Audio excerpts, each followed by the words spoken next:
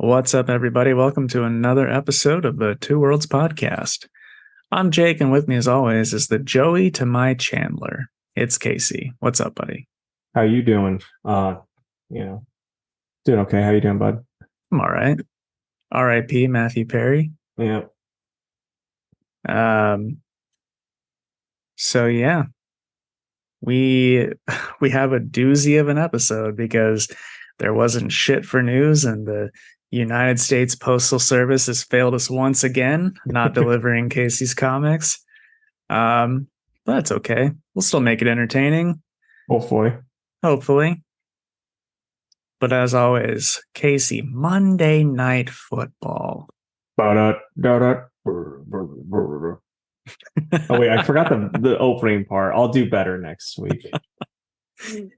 We've got the Las Vegas Raiders versus the Detroit Lions. I'm going Lions. Because I used to say they were my favorite team as a joke pick because they're always terrible. But this year they're supposed to be good. They're 5-2. I mean, they're in a shitty conference from this way it sounds, but still. No, they are for sure. The Bears got absolutely folded last night. It was so bad. Yeah, I just want to be like, shouldn't the Bears blow it up and just start over? But it's I mean, what are they going to get rid of? Yeah, I don't know. It is what it is. The game did just start, though, a little bit ago. So right now the score is 3-0 in favor of the Lions. Ooh, it's a kicker's game. It is. All right, but trivia time. As always, I've got 3 cards with 2 questions each. I will read the question. Casey will give you a brief pause so that you can think of the answer, and then we'll see if he's correct. Casey, first question. What member of the Avengers married the Scarlet Witch? Vision. It is Vision. Question 2. True or false? Captain America was an original member of the Avengers. False. Correct. Can you list all the original members? That's going to be tough, but I think probably. It would be Ant-Man and Wasp, Iron Man. Showing off the tats. Hulk. Kinda, because he was kind of the villain, but kind of not. And you got one more. Trying to think. It's probably an obvious one that I'm just blanking on. It's a very obvious one. Yeah. Oh, man. Who is it? Thor. Oh, yeah. Forgot. Can't believe I forgot. Old Blondie. She did good, man. Nicely done on that. Man, that team's kind of hilarious when you think about it. If you power scale it now, I mean, Iron Man's still pretty tough, but it's oh, yeah, this green thing that just can't die, a god. Iron Man that's got these mega suits, and then oh yeah, this guy can grow small, and then this girl could grow small and shoot stuff. Yeah. Yep. They're helpful. Yeah, it's not a super stacked team. But I'm sure at the time, it blew everyone's minds. Well, it's pretty stacked at the top. Iron Man, like I said, Iron Man's all that crazy shit. Thor's all that crazy stuff, and then Hulk, but then it's just let's toss in these shrinking duo. Real quick, I want to show off the beer that I'm drinking. Ooh, beer talk. Oh, that's cool. It's a Voltron beer put out by Four Hands, which is a St. Louis place. They're going to do one set for each lion. This one's volume 2. I wasn't able to get my hands on volume 1. I'm sure I can find some somewhere around here, but tastes just like Pidge. Is that a good thing? No, it's fine. It's totally fine. Now, is it because I don't know anything about beers, as you know, is it, like, because it doesn't look stout.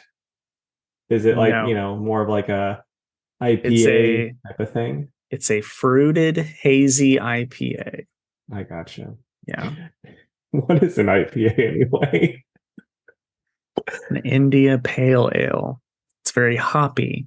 Oh, You either love hops or you hate hops. I don't know of anybody that's just okay on yeah. IPAs. Um, So, a but lot of like, people, like my wife, say that they taste like grass. you did it wrong. You're supposed to go, my wife. My wife.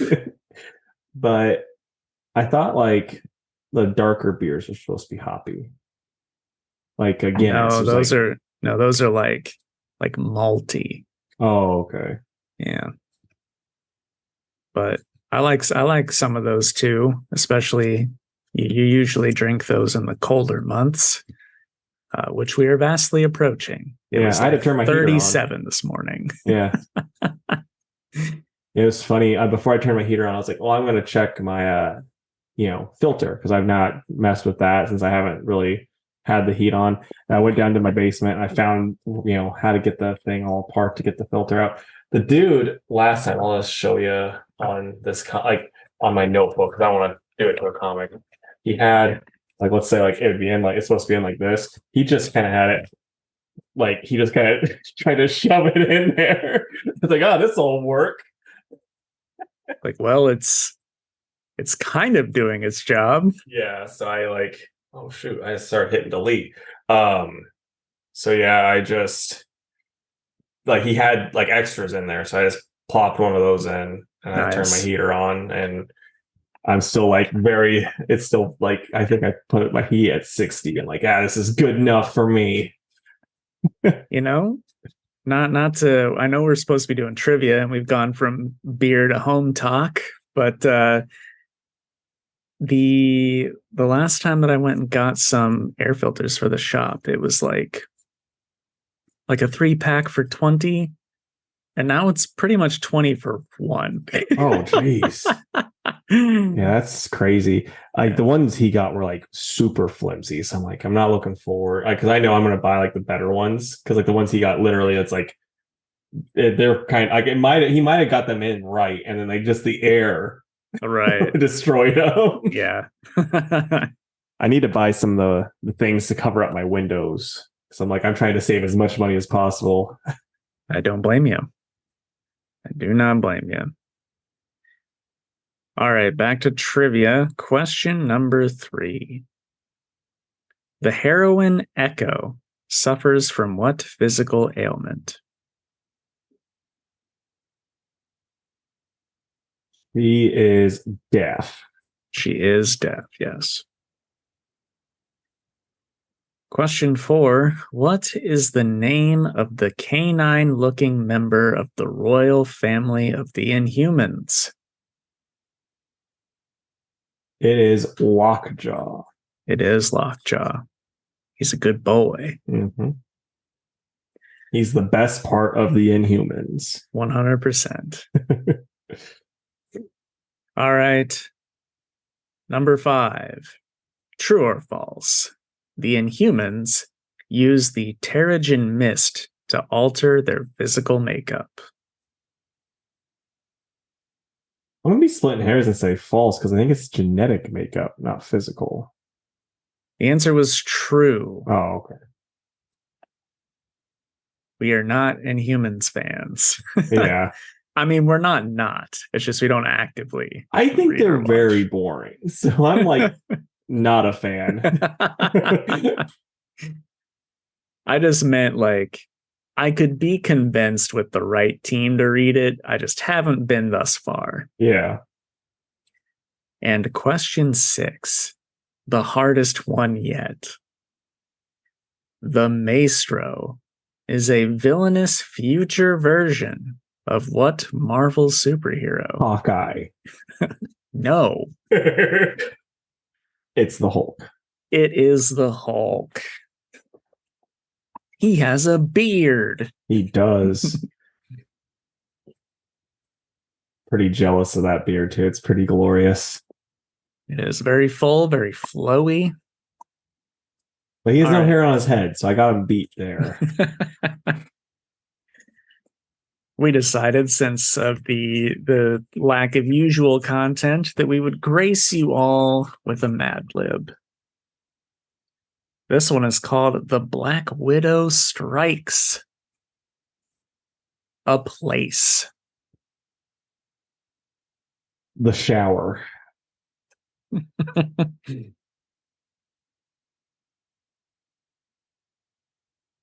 A past tense verb. Fucked.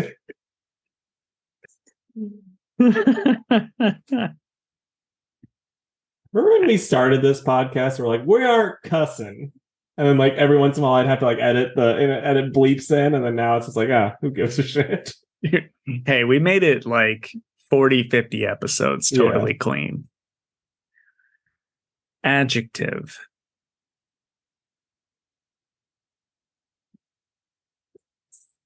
E. Okay.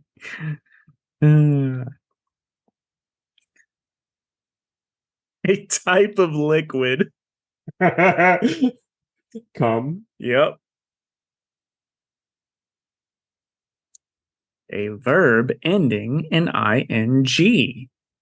Oh man. Laughing.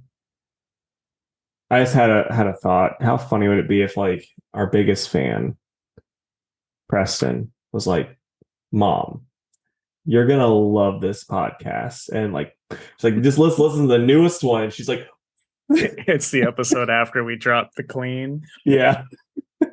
It's just like, why is the liquid he chose cum? So they know they're gonna do the Mad Libs.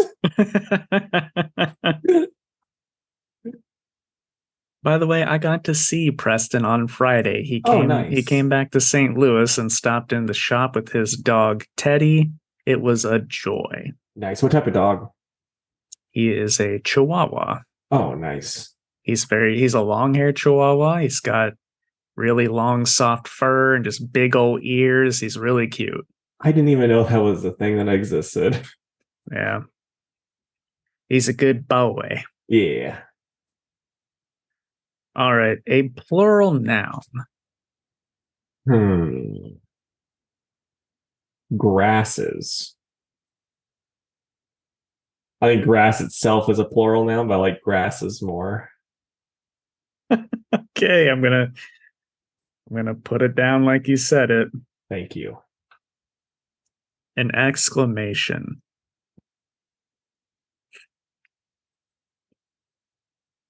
But I think of something good. Now let's go. Ah!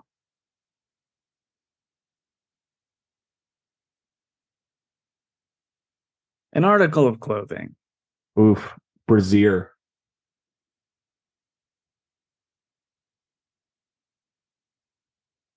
An adjective. Smelly. What'd you say? Smelly. No. Banned. Fine. Actually, I'll allow it. Okay. Verb. Jump. Part of the body. Long. Big ol' or just normal? That's a regular size. Okay. Verb. Cut. Cut. Cut. Adjective. It's another. It's stinky. It's smelly. Trying to get another smell one. I'm gonna Google it. Oh, come on. You need a thesaurus for smelly? Yes, I do.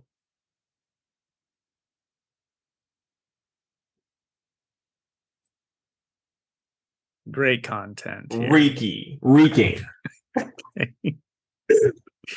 You really just said reeky. Yeah, just do reeky. Oh gosh. I already wrote it, but I'll try to remember to say it. Verb. Um, let's say parkour. If this video gets 200,000 likes, me and Jake will do parkour at the arch.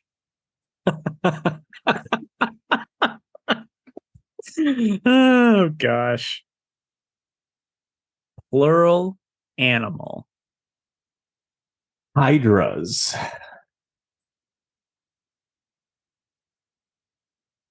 Verb ending in ing. Fucking.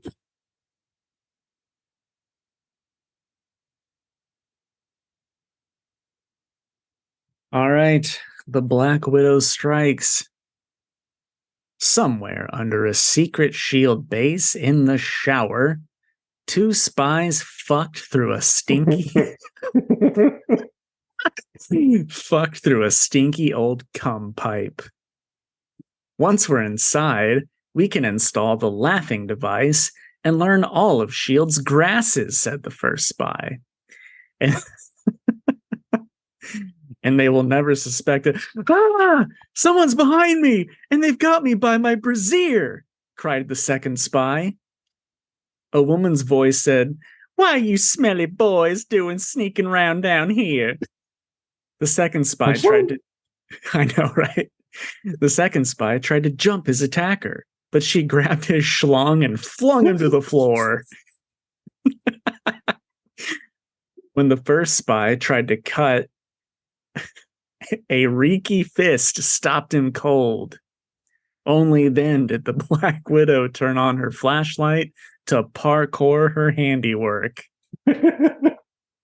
You never know what kind of hydras you're going to find fucking around in the dark, she said. The end. That last bit actually kind of worked. The what kind of hydras you're going to find? It's like, oh, yeah, well, checks out. I just love that she grabbed this man by his brassiere, then his dick, and then threw him to the floor. Normally you have to pay extra for that. Yeah, I know. All right, well, that was a doozy. Okay, and if you guys are listening to this and you want to leave a comment down below and tell us how you filled in that Madlib. What a good segue, Casey, because we've had 2 YouTube comments this week. Oh, my stars. The first one is by @meatbyproducts, who says, Keith Giffen made one of my favorites, Ambush Bug. He was a great guy, met him when I was young. I think that's pretty cool, and I'm jealous that you got to meet him. I hope that it was a cool interaction. Wasn't he one of the only ones that worked on JLI that you were like, I need to see him? And he was in was he the one that was in Kansas City and you didn't get to go? Yeah, it was like Kansas City or like Nashville. Could have made it, but still a bit of a drive. Yeah. Should have done it. Yeah, I've said it before on here, meet your heroes, kids, because even if they suck, at least, you'll have the memories.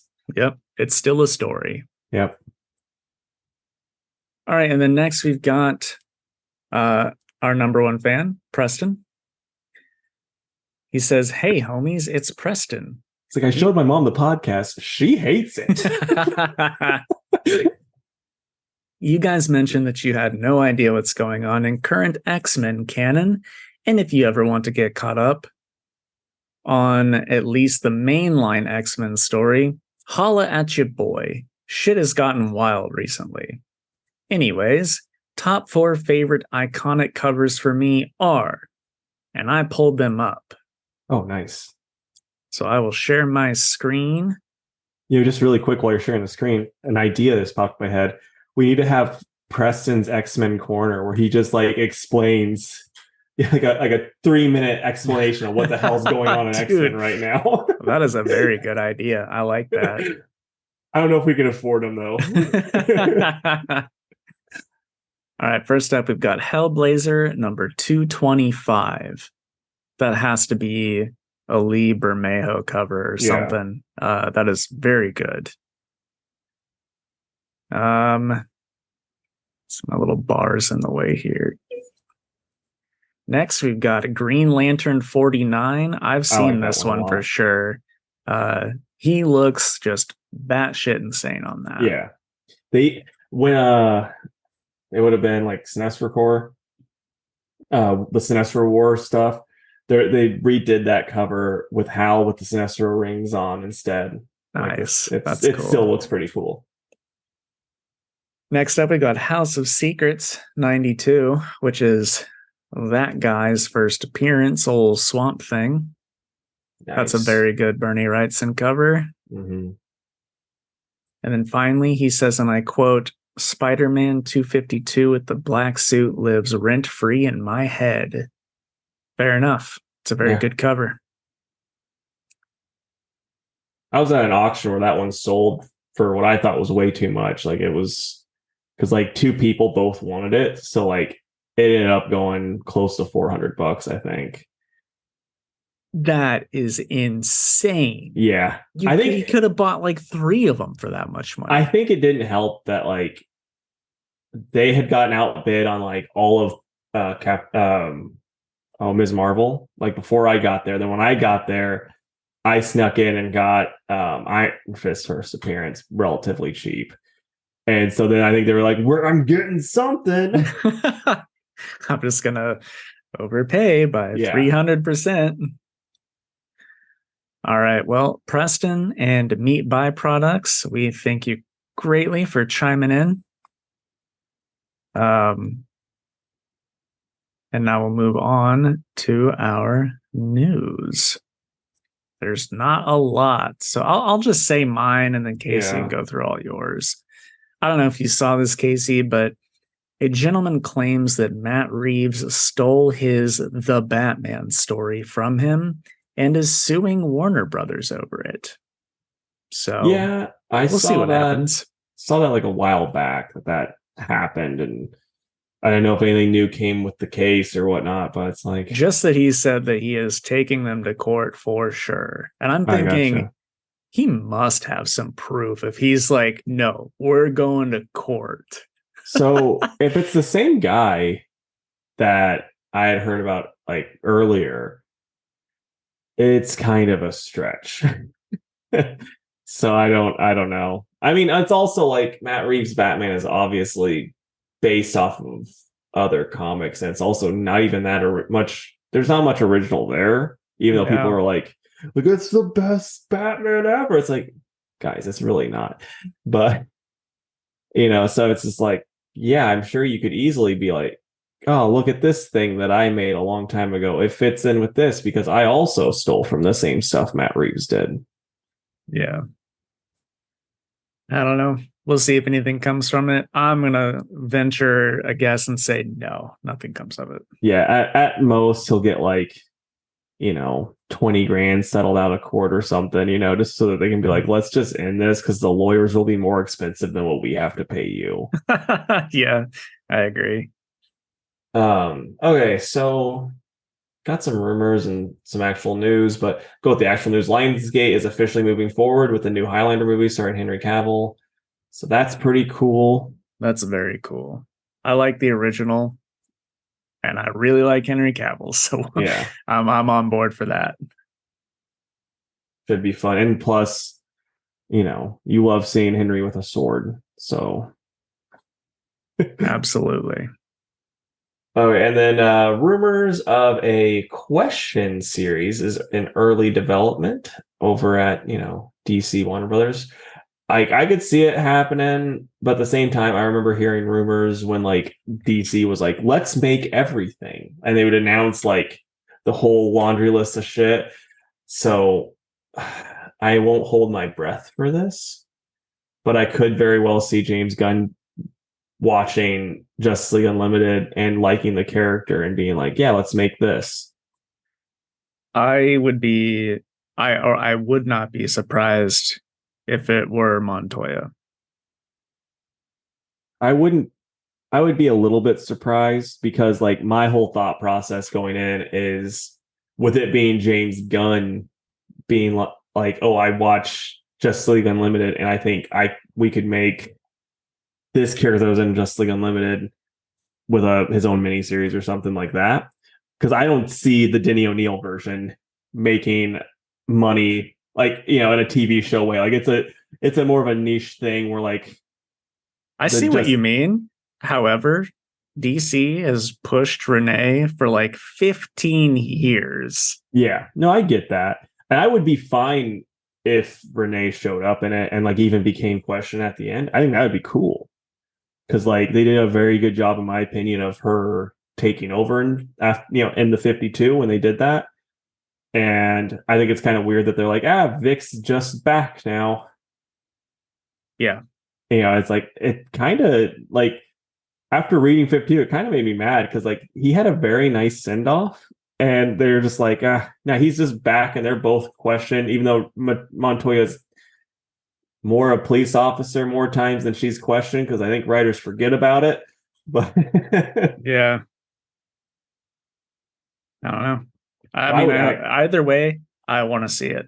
So yeah, I mean, in either way, it means we'll get another Question series when it comes out. DC will have, if it does come out, so I would be all about that. Think of like a PI Renee Montoya series where she's also the Question. That'd be pretty sweet. Mm-hmm. And then the last bit, rumored, is that Dragon Ball Daima, whatever. Daima. It's going to release October next year, and it's going to be 20 episodes long. We're going to get like for sure more info on it January 27th and 28th at Battle Hour, whatever the hell that is. Do you know what Battle Hour is? Oh, nope. Well, that's all the news. Are you excited? Like, I mean, we haven't heard anything really more or seen anything more about the new Dragon Ball, but you excited for that at all? I am excited for that. I know that you don't really care too much, but I'm all ready for it. I mean, I think it's stupid, but it's still more Dragon Ball. So I mean, it's like, oh yeah, I'm gonna watch it. Yeah. It's just but nice if we got stuff than more super that keep going with the story. Well, really, there's no reason that there shouldn't be one team working on Super at all times and then another team doing other Dragon Ball stuff. Yeah. Dragon Ball has to make enough money that it can support two teams. I think Toriyama just doesn't like doing Dragon Ball related shit. Yeah, that too. All right, what'd you read this week, Casey? Oh, it's my turn? All right. So I read Immortal Thor number 3. The one's got all the sass. The Witcher Wild Animals number 2. Green Arrow number 5. Alan Scott Green Lantern number 1. Amazon's Attack number 1. Did I read this?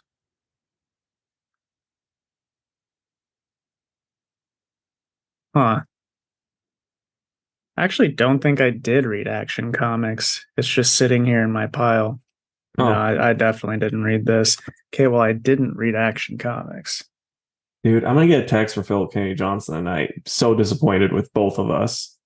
I mean, no one's more disappointed in me than myself, Philip Kennedy Johnson, so I get it. I'm always like, how did you hear the podcast before we released it? And he's like, because I'm Philip Kennedy Johnson. I'm like, oh, okay, bud. All right, first up, I've got Amazon's Attack and number 1. I'd like to show this Taj tenfold variant cover with Yara and Nubia on it because it's cool. That's written by Josie Campbell, and the art is by Vasco Georgiev. Yeah, it's a tie-in with the stuff happening in Wonder Woman, so I don't really care too much. But Nubia goes to meet like the president, about all the stuff that's happening in Wonder Woman. And then Yara is there, as well as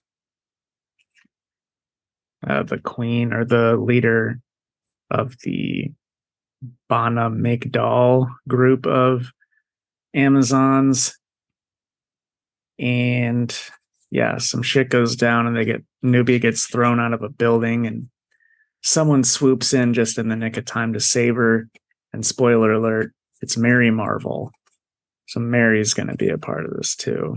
So the four of them essentially get set up much like all the rest of the Amazons, and they're all wanted for not complying with the new Amazon rules, and that's how it ends. So it's going to be a mini series. I doubt I read the rest of it unless there's like a really cool Mary Marvel cover that tricks me into thinking it's going to be like that on the inside. I'll give it like a 6. It's fine. I just don't really care. Yeah. Now because you are not a big fan of Nubia the other times you've read her, like in the comics, like I might have just been the comic themselves that you didn't like. Because I remember them being pretty dry. Or did you just not like the character, but how was she in this in comparison? I think she's actually better in this. Okay. Like Josie Campbell's a good writer. Yeah. No, I mean she made me care about Mary Marvel, so yeah. But really, I picked this book up because I knew Mary was going to be in it because I saw a spoiler, and Yara's in it, and I have a big old crush on Yara. So that's why I'm going to be Yara tomorrow for Halloween. Nice. I cannot wait to see that. I'm not shaven though. It's nice to see Nubia outside of Themyscira, I guess. Maybe that's what makes it a little bit better. But yeah. Or maybe Josie Campbell is just that much better of a writer than the last person. That could be it too, because Josie Campbell, pretty darn good. Mm-hmm. I'm kind of hoping for another Mary Marvel series. Yeah. All right. Alan Scott, Green Lantern #1. It's written by Timmy Shares with art by Cyan Tormey. Sorry, I don't know how to pronounce that name. It's okay. Yeah. It's okay. I think some interesting stuff happens towards the end. But really, Alan isn't all that likable in it, if I'm being honest. And I don't know if that's just like some first issue stuff that will change, but I don't know. And then there was a last page cliffhanger that has me, I think, interested enough to give it another issue. But I just wasn't really feeling it too much. So yeah. I'm going to go 6, I think. Okay. Okay, so this is like a mini spoiler, but does the Red Lantern show up in this issue? No. Right. Kind of. All right. So I know that's supposed to be like a big part of it, and like it kind of annoys the hell out of me that they're bringing in. Like I'm hoping it's like a Russian Red Lantern and it has nothing to do with the actual Red Lantern Corps. Because like if it does, I'll be really annoyed. Yeah. Like you see some red stuff going down. Yeah. But I won't say anything more. Right. But old Timmy Shares is a friend of the pod, so I probably will keep going with it. I hope that it's just one of those things where like the first issue is just okay and then the series gets better. Yeah, I think it will. I mean, as someone who didn't read it yet, I think it will just because it's like unlike the Jay Garrick one, it's like that one, oh yeah, we're building off this other comic. So if you read that, it's kind of like a direct sequel. This one, it's like we have to kind of build up this whole new world. And it's also not just a whole new world, but it's like we're retconning some stuff with this character's, past. So now we're having to add this extra stuff in. Where like Sandman was just like, yeah, I'm just making my own Sandman story that I don't really have to change that much. And you know what I mean? So it's the difference. I think the difference is anybody that's written Wesley Dodds hasn't had to change anything. Yeah. With with Alan, I feel like they change stuff up every time he's like featured in a story almost. I guys can see that, yeah. And I don't know. I don't know. It's just like one thing is constant. He's gay, right? And then Yeah. they're like, but now all this other stuff that you thought you knew, we're doing something different. It's Yeah. like, well, okay. I'll say there's one other constant with Alan Scott, and I'm going to see what you think. He's never had a bad costume. Totally agree. Like, because even Earth 2, where Earth 2 was notorious for, that's timeless right there. Earth 2 was notorious for terrible costumes. Yeah. Look up Earth 2 Jay Garrick if you don't believe me. Well, hey, Casey, we've got time. There we go. Because the Alan Scott in that was awesome. And then, like, the Jeff Johns run of JSA when he changed up the costume, it's like, oh, yeah, no, this still looks cool. I think it was Jeff Johns, wasn't it? Yeah, I think so. Yeah.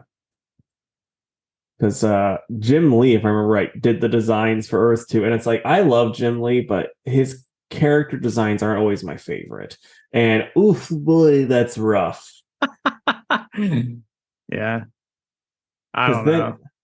Well, see, that one, I'm pretty sure was the secondary. No, that's the first one. Because then they made a sequel, like later on, James fought to kind of get it changed to be closer to the original.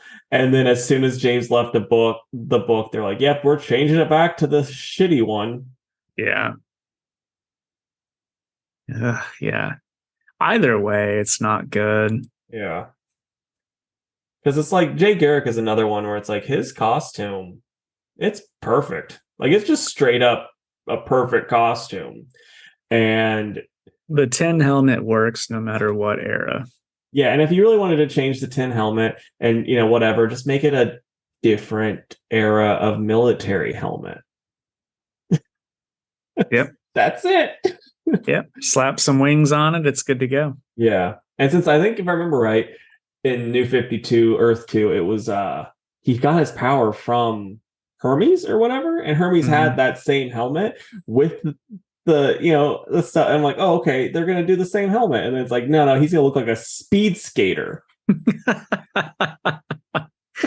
Pretty cool. Yeah, let us know down below who you think has the best who just always has good costumes. And if you say Jay Garrick, we'll be mad at you. We'll know that you're trolling because nobody thinks that. Yeah, they're like, I actually love the speed skater aesthetic, and we're like, Apollo Ono, the only skater we can name. All right. Next up, Green Arrow number 5. It's written by Joshua Williamson with art by Sean Izaakse. And this was enjoyable. My favorite part about this issue, towards the end, Oliver realizes that the old man Oliver he's talking to is a robot that's being controlled by somebody. So the robot throws him through time again. And he comes out and it switches art to Phil Hester art. Oh, nice.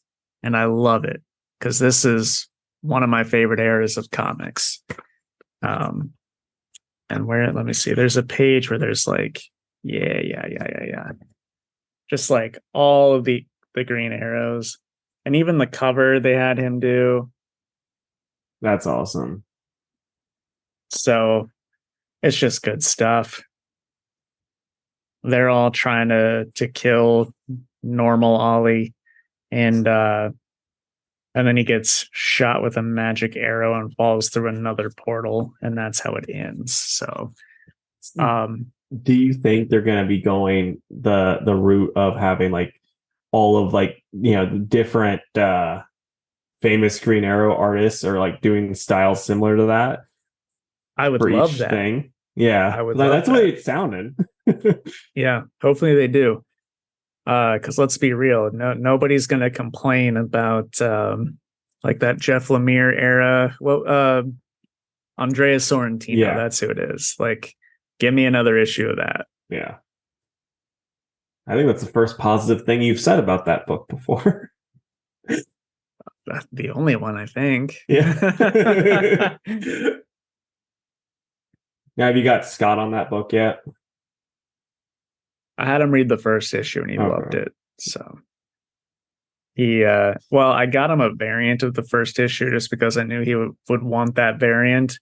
And he's like, I love this. Whenever that first trade comes out, let me know and I'll get it. So You're like, you could just buy them as they come out. I'm trying to make ends meet, Scott.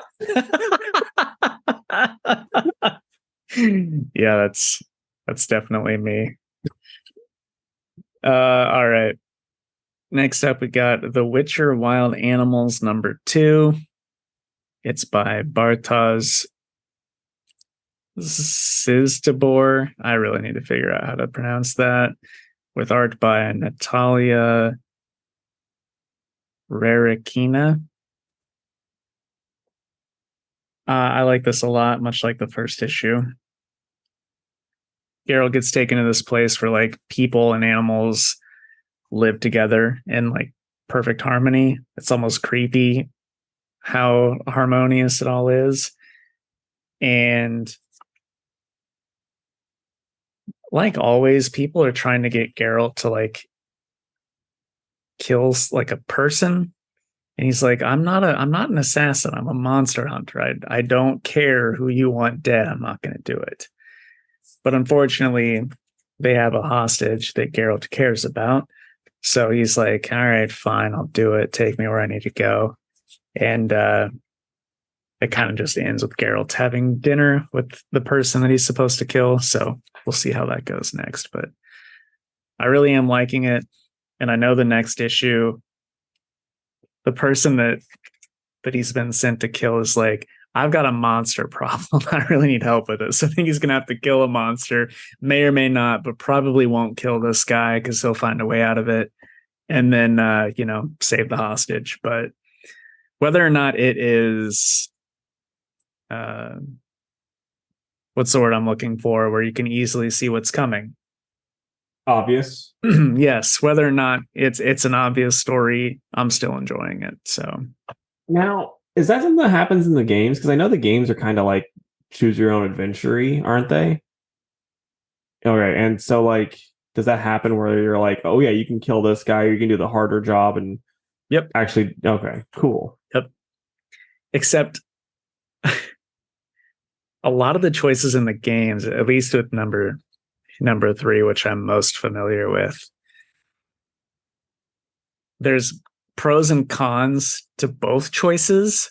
So it's like no matter what, you still kind of feel bad about what you do. But I almost appreciate that, Yeah. Because it's like it's real. If you have to choose between this life and this life, there's not just a cut and dry good answer. You should feel bad no matter what. See, like that's the thing that I kind of hate, and maybe it's just because like I'm a fucking psycho.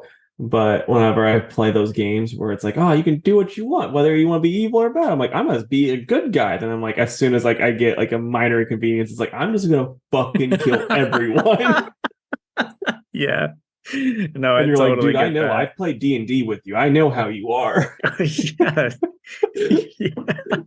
Sometimes it's not even a minor inconvenience. No, it's just like, what did that NPC say to me? Oh gosh.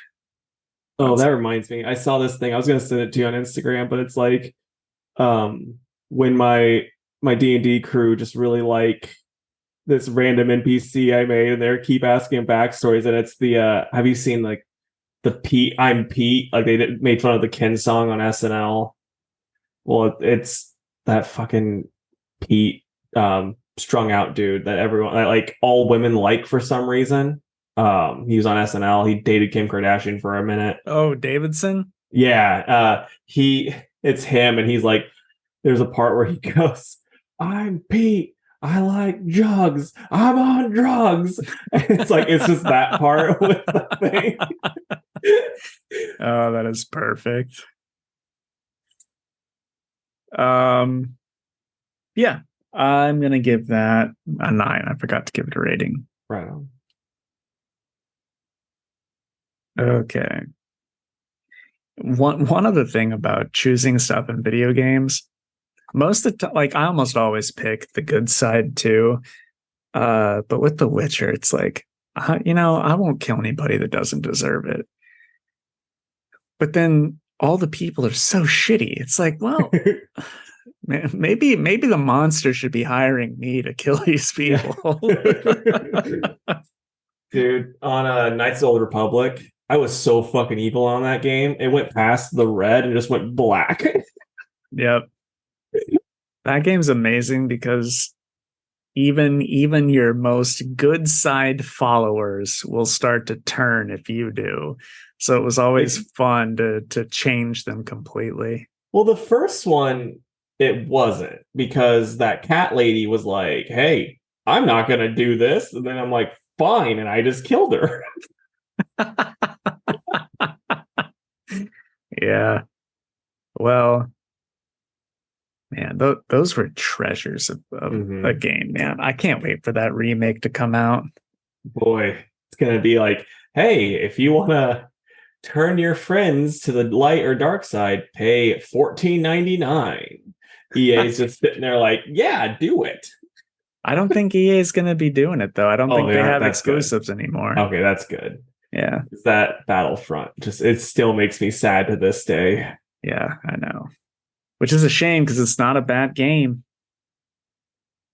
Just some stupid choices. Mm-hmm. All right, my final book of the week is The Immortal Thor, #3. And it's written by Al Ewing with art by Martin Kokolo. It's pretty cool. Loki transports Thor to like this planet, and he makes him think that he's been in the All-Father sleep because he like Thor has like a beard and stuff. It's like, oh man, I must have been out for a long time. And then Loki shows up and he gives him a riddle that he has to solve, essentially. So the whole issue is just Thor trying to solve this riddle. And, spoiler alert, by the end he does. And Thor's like, we're gonna need allies for what comes next. Allies who share the necessary experience. Though I fear at least one will not enjoy seeing Loki at her door. If she is to join us in battle, I must speak to the goddess of thunder alone. And the last page is Storm. So pretty curious what's going to happen there. Looks like we're going to get a Thor and Storm team up, which could be neato. Maybe Thor thinks between the two of them they can fight this super powerful new god of thunder. And if that's the case, that's going to make for a very pretty issue. Mm-hmm. I'll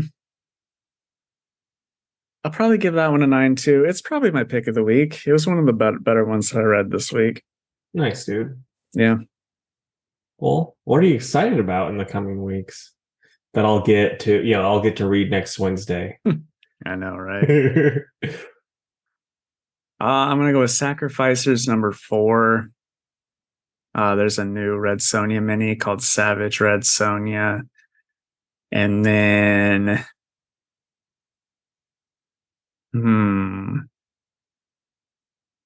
probably that last Godzilla, Here There Be Dragons. There's not much for me this week. No, same here. I'm gonna go Nasty, Godzilla, and Doctor Strange. That's like almost all the stuff I'm getting. Yeah. But Fantastic Four time. So Halloween's coming up. So what would be like the 4 best and 4 worst houses to trick or treat at? As in, like, what they give out? Yeah. I've seen a lot of funny memes this year about like one is just a plate of pierogies. It's like 1 pierogi per child.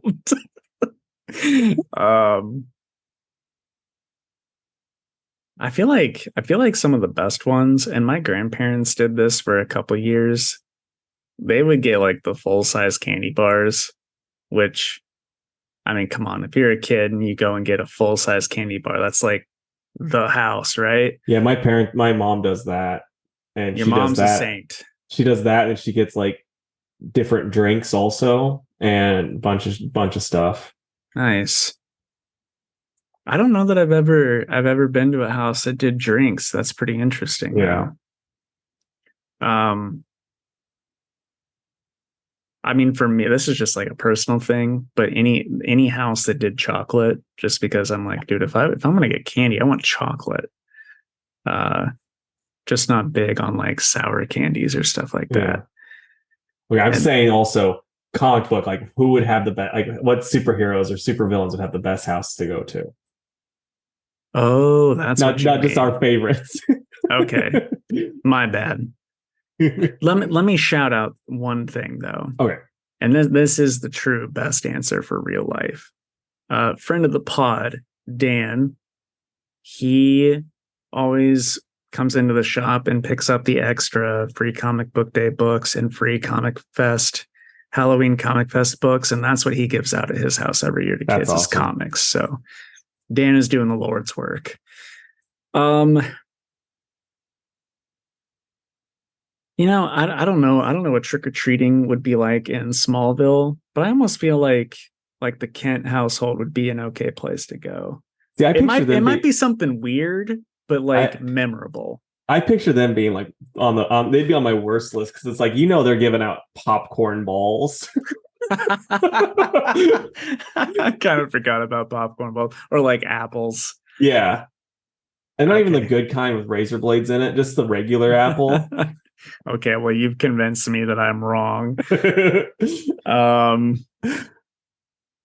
I mean, Alfred just bought an entire store's worth of candy to give out at the Wayne Manor, so Yeah. Alfred's got to be up there. Probably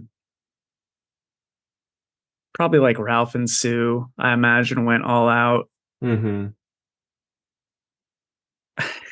and and even though he would probably have nothing to do with it, I would think somebody like Lex or someone that tries to appear good to the public but isn't deep down he would go all out for trick-or-treaters. Yeah, I could see Lex having full-size candy bars. Yeah, for sure.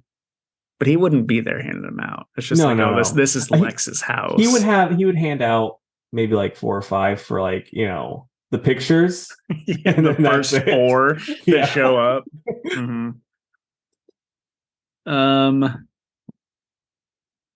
Okay, then the worst, you've convinced me that the Kents would be up there. Man, this I think this one's kind of tricky. Honestly, you can say some. Spider-Man is on my worst list because it's like, oh yeah, the guy that has no money and terrible luck. He's going to be the type of person that's like, hey, can you just please take one? Like he's not like demanding, but he's like hoping because he doesn't have enough money to afford more. See, with Spider-Man, I even picture this.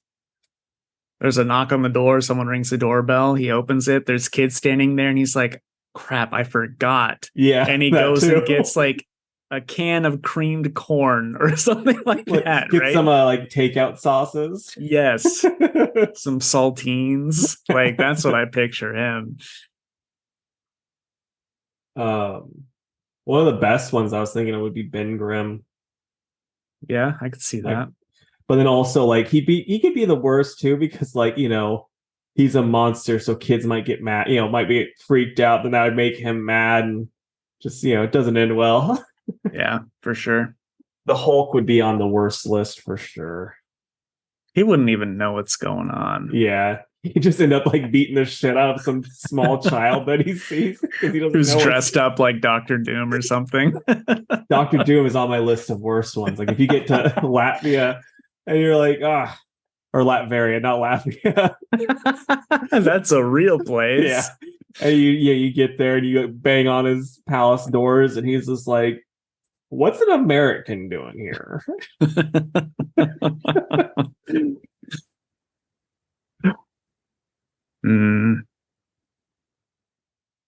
Yeah, I think I'm tapped on this one. Sportsmaster would be a bad one. He's giving out like little, footballs probably. Yeah. Hockey pucks that he's slap shotting in their direction. Trying to think of some good ones. Oh, Toy Master would be a terrible one. You know how he likes kids a little too well. Like it started off awesome, and the kids would think that it was great. Yeah, and then then it gets bad in a hurry. Yeah. I'm trying to think of a couple that'd be really good too, though. I'm trying to think. Clayface would be terrible. It's just like you're eating pieces of him because he couldn't afford candy either. I feel like Rhino would be a good one because he's got like childlike brain, so he would pick up the good stuff. Yeah, that's true. Gotta look at my shelf. Yeah, the going to the Baxter building, I think just Reed and Sue, they'd probably have some interesting stuff. And if you got in on it late, you probably get something like way too sciencey that a child shouldn't have. But Reed's like, I don't have any more candy. Yeah.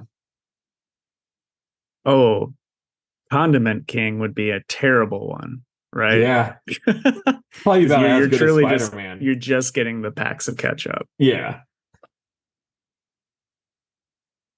Let us know down below who you'd want to trick or treat at, whose house. Indeed. But folks, that brings us to the end of the episode. Swamp Thing, pretty rough one.